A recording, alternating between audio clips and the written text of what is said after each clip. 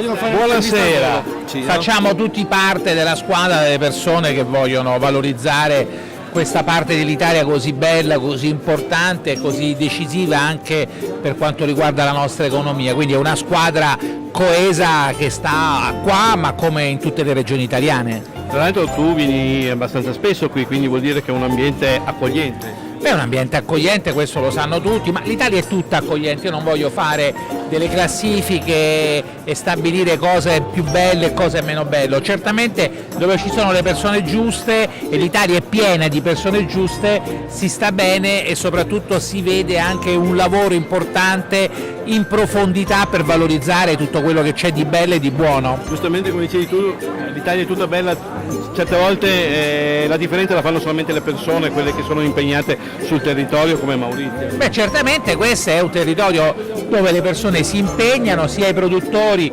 sia chi vuole comunicare, chi vuole divulgare, chi vuole diffondere queste eccellenze, c'è un altissimo livello di professionalità, questo lo sappiamo tutti, e quindi è una grande regione che poi dopo appunto si unisce in questa famosa Alpe Adria, quindi chiaramente ci sono tutti gli elementi affinché funzioni tutto egregiamente come sta succedendo questa sera. Quindi 22 anni di Best Gourmet, di guida, altri 22, poi altri 22 andiamo avanti.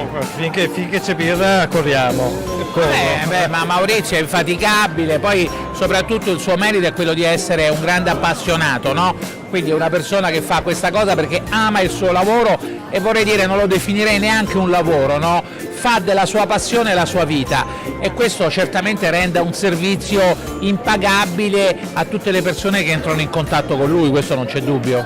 Bene Maurizio, buon proseguimento, noi continuiamo a scovare le cose.